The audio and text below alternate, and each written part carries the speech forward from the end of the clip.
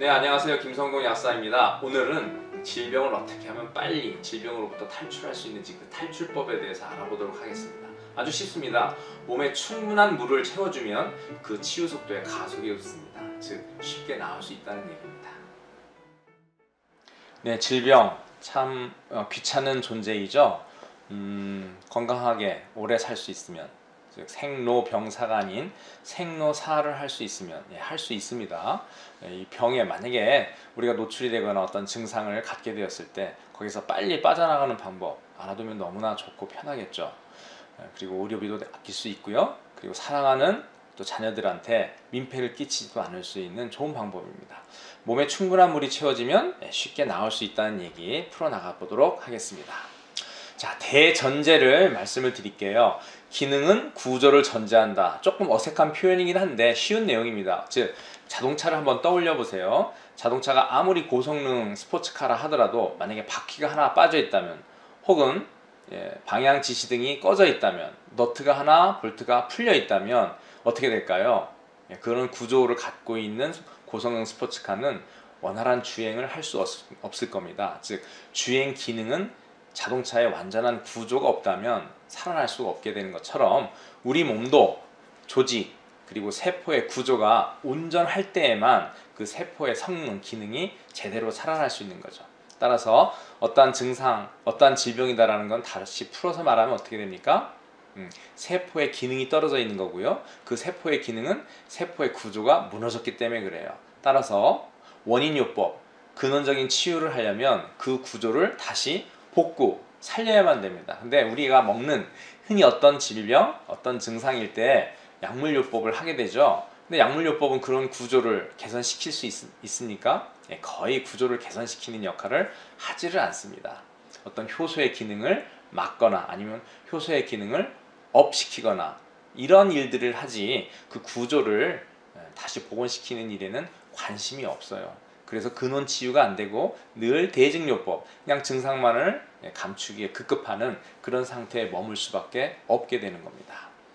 자, 그렇듯이 우리는 이 기능이라는 것에 초점을 맞추기보다는 그 기능을 낳게 되는 그 구조에 초점을 맞춰야 된다. 이 부분에 항상 우리의 주안점을 두어야 되겠습니다.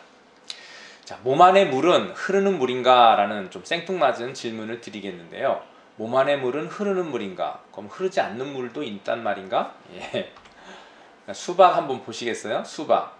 어색하지 않은 그림이죠? 근데 잘 보세요. 어색합니다. 이 사실을 알면 어색해지는 거죠.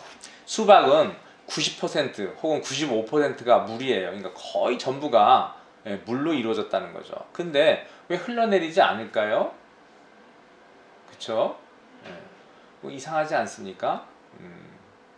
그 이유는 수박 안에 들어있는 물은 이미 구조화에 참여한 물이기 때문에 저 수박을 들고 띵뛰기를 해도 물이 잘 흘러내리지가 않게 되는 거예요. 대부분의 물은 저 수박 안에 이미 구조화에 참여를 한 거예요. 그 구조화에 참여가 된 물만이 어떻게 돼요? 생명 현상을 일으킬 수 있는 물이 되는 겁니다. 우리 몸도 똑같아요. 구조화에 참여한 물이 우리 몸의 생명 현상을 일으키는 데 쓰이는 겁니다. 자, 나이가 듦에 따라서 우리가 피부도 푸석푸석해지고 머릿결도 안 좋아지죠. 이게 수분의 함유량이 떨어지기 때문에 그래요. 유아 시절에는 70%까지 됐죠. 물론 이제 태어나자마자 보면 거의 수박처럼 거의 90%가 물로 채워져 있다고 합니다.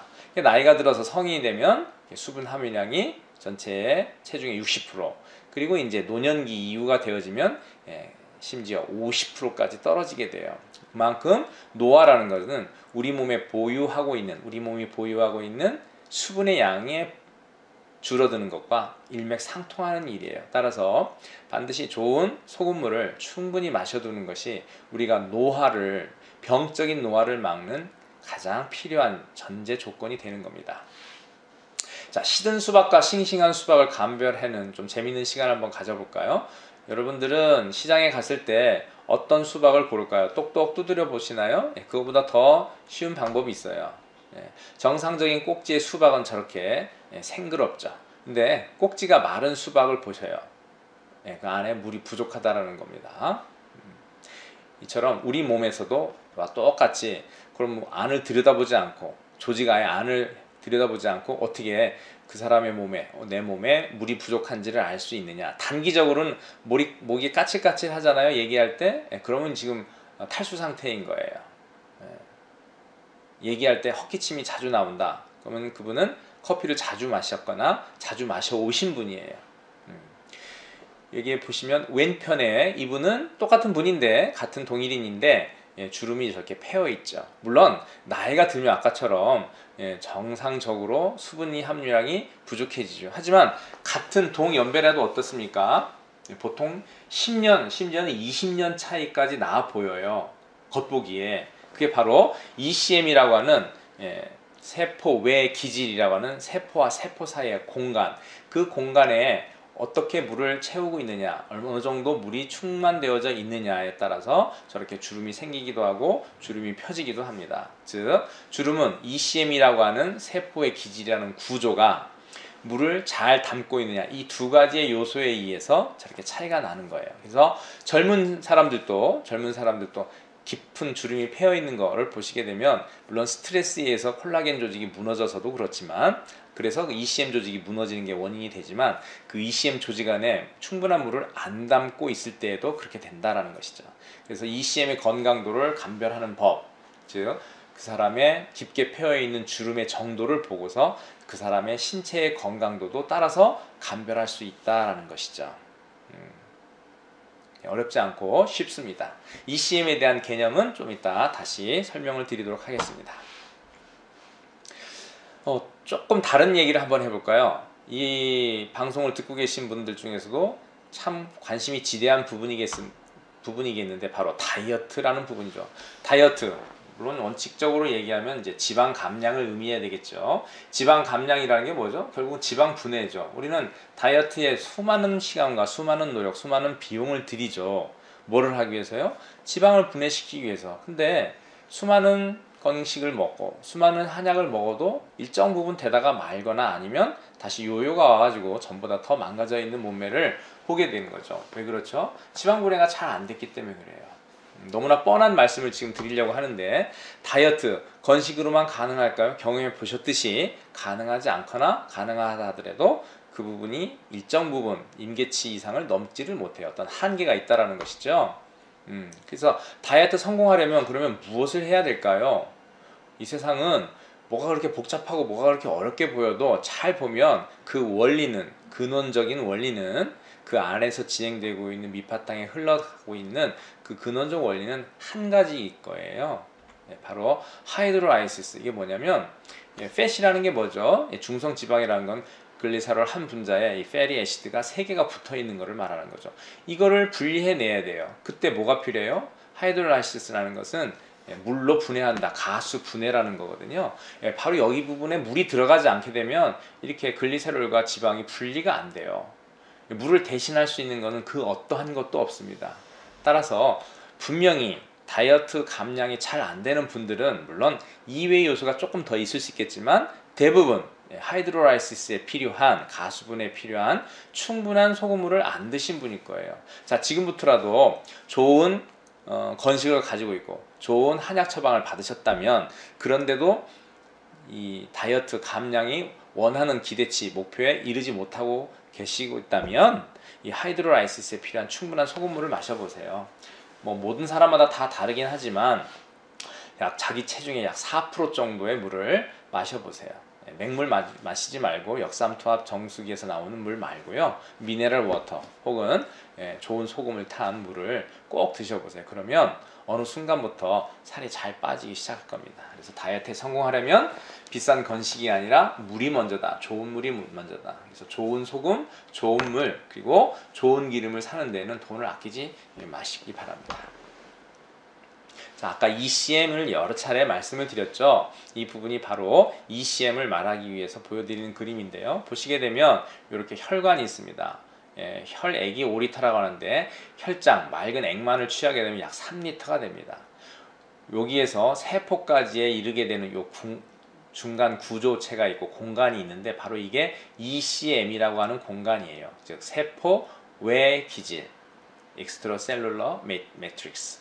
이 ECM이라는 요 공간이 왜 중요하냐면 혈관에는 해봐야 6리터가 흐르고 있는데 요 세포와 혈관벽 사이에 있는 이 ECM이라는 공간에는 무려 12리터의 물이 채워져 있어요. 그럼 이 물이 왜 중요하냐? 여기 화살표가 두 개가 있죠? 자, 영양소가 어떻게 전달이 됩니까? 이 바로 ECM이라는 공간에 채워져 있는 물을 헤엄쳐서 세포 안으로 들어가게 되죠. 반대로 이 안에서 충분한 대사가 이루어진 다음에 이제 노폐물을 배출을 시키죠. 세포가 노폐물을 배출을 시키게 되면 그 노폐물이 또 혈관 안으로 유입돼서 간으로 가서 해독이 되려면 어떻게 돼요? 이 ECM이 공간에 저장되어 있는 물, 이 수용장을 건너야만 됩니다. 그렇죠?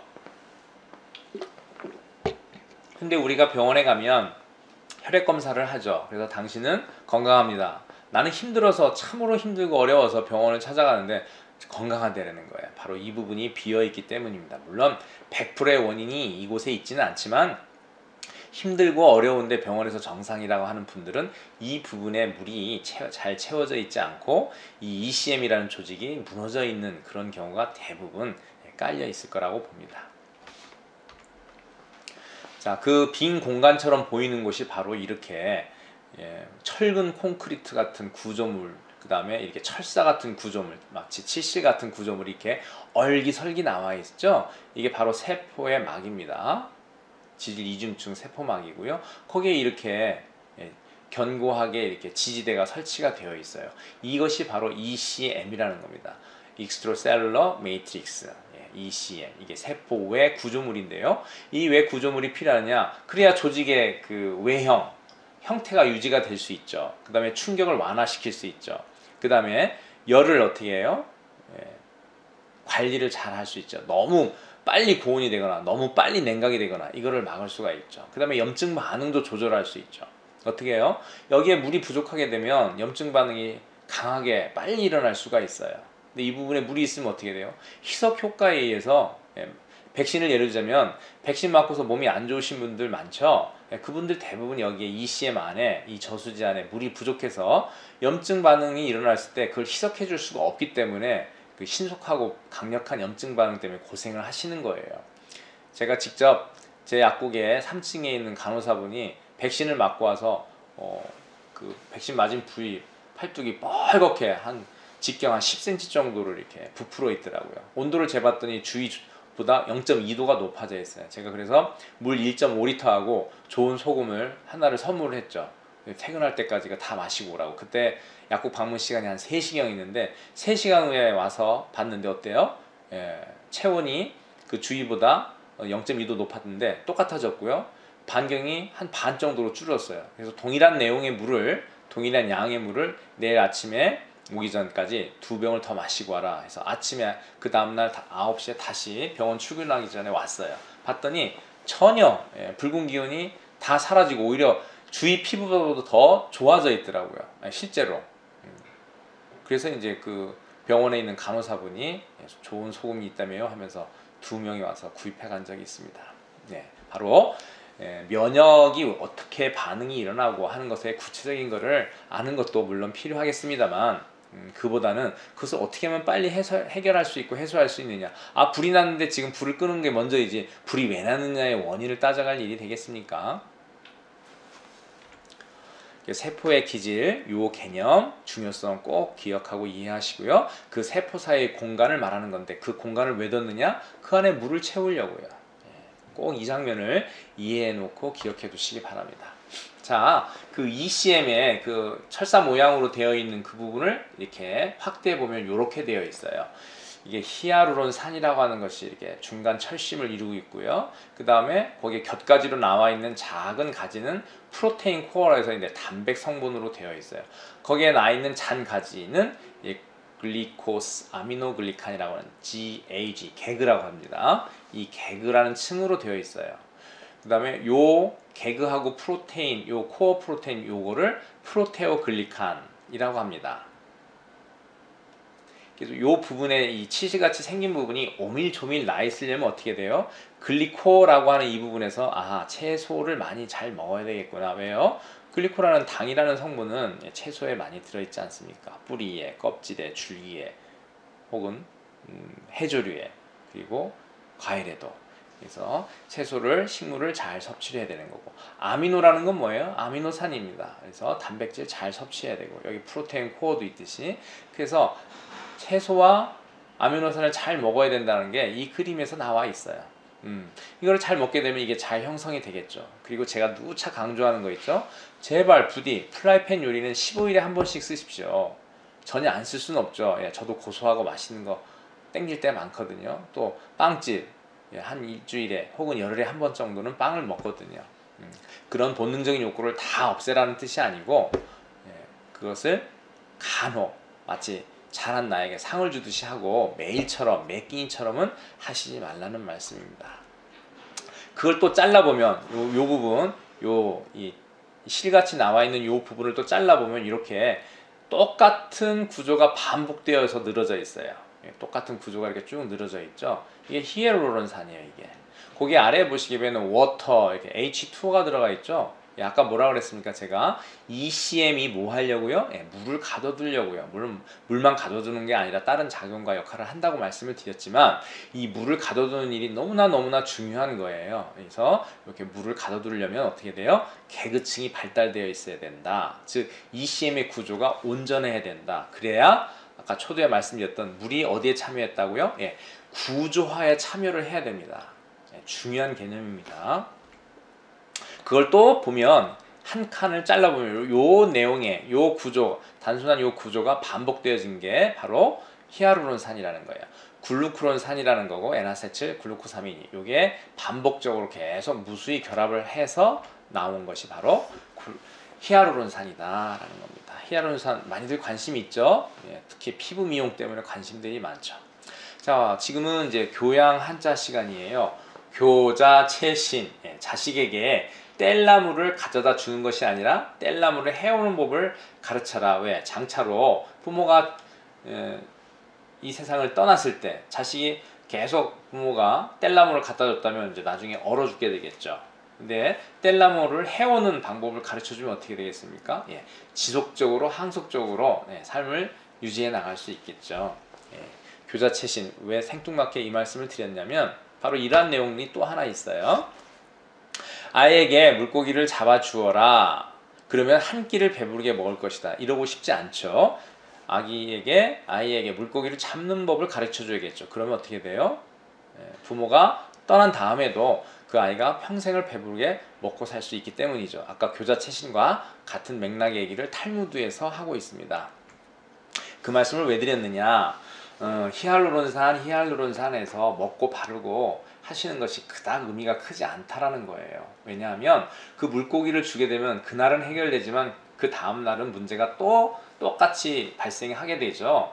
그래서 결과는 또한 이렇게 히알루론산을 먹게 되면 결과는 제각각이에요. 왜냐? 히알루론산을 먹었다 해서 바로 히알루론산이 바로 채워지는 게 아니고요. 이것이 다시 분해가야 돼요. 그래서 다시 합성을 해야 돼요. 근데 합성을 하려면 에너지가 필요하지 않겠어요? 그 에너지의 레벨이 다 사람마다 달라요. 그러니까 어떤 사람은 전환율이 그 히알루론산을 분해해서 다시 재합성해서 히알루론산으로 바뀌는 그 전환율이 30일 수도 있고요.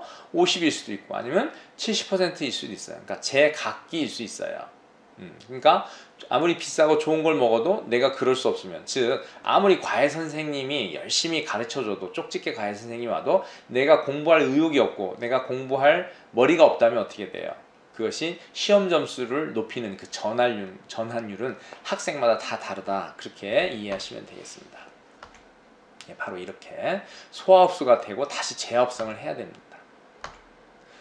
자, 우리가 벽돌을 쌓으려면 에너지가 필요하죠. 자, 벽돌을 실어서 올려서 쌓아 놓으려면 에너지가 필요하죠. 마찬가지로 히알루론산도 에너지가 필요합니다. 만들려면. 그래서 이런 방법을 소개해 드릴게요. 교자채신의 방법입니다. 물고기 10마리보다는 어떻게 해요? 물고기 잡는 법을 가르쳐 주라고 했죠. 평생 먹고 살기 위해서. 그래서 N아세틸글루코사민, 글루쿠론산 이렇게 원료를 주고 히알루론산을 만들라 할 때 뭐가 필요하다고요? 히알루론산이 분해된 걸 다시 합성할 때 이 합성 에너지가 필요합니다. 이 에너지를 계속 공급해주면 어떻게 되겠어요? 그 전환이 잘 되어져서 원료가 히알루론산으로 되는 전환율이 100%에 육박할 수 있게 되겠죠.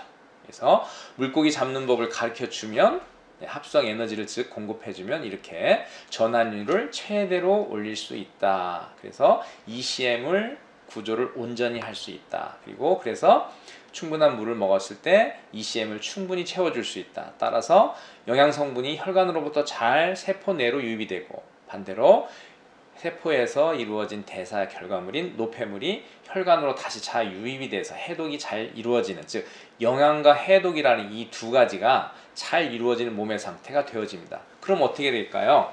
질병 상태라면 그 질병의 개선 속도가 빨라지겠죠. 어떠한 증상이 있다면 증상이 사라지는 속도 또한 빨라지겠죠.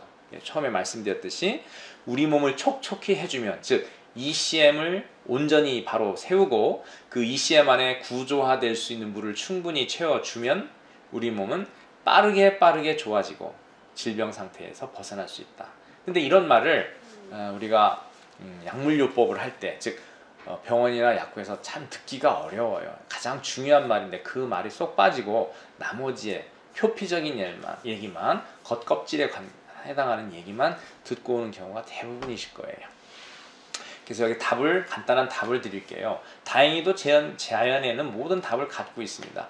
효모 속에 있는 어떤 물질을 추출을 했었을 때 그것이 탱탱함을 유지해주는 성분인 뮤코 다당체, 뮤코라는 거는 점액, 점막을 말하는 거예요. 다당체는 말 그대로 당분이 여러 개가 모여있다, 여러 개가 뭉쳐져 있다라는 겁니다. 그래서 뮤코 다당체, 이 부분이 바로 우리가 점막 면역에도 충분히, 점막 면역을 발휘할 때도 이 뮤코 다당체가 있어야 되는 것이고요. ECM을 생성할 때도 바로 이 뮤코 다당체에 합성을 하는 에너지가 충분히 마련이 되어야 돼요. 그것이 바로 효모 추출물이 KMB316이라고 하는 것인데, 이것이 UTP라고 하는, ATP라는 것은 중학교 때, 고등 때 배우셔서 잘 아시죠? 그와 같은 개념의 화폐라고 생각하시면 돼요. 그 UTP라고 하는 화폐가 있어야만이 바로 히아루론산을 만드는 이러한 일들이 생합성이 잘 이루어질 수 있다. 이 글리코스 아미노글리칸 중에 하나인 히아루론산을 만드는 데 사용되는 전자화폐 에너지가 바로 UTP인데, 그것이 뭐라고요? 효모 추출물에 의해서 이 UTP가 생성이 된다라는 것이죠. 네, 물고기 잡는 법 잘 익히셨습니까? 한번 오늘 낚시질을 하러 나가 보시기 바랍니다. 2부는 다음 영상에서 또 소개하도록 하겠습니다. 김성동 약사였습니다. 감사합니다.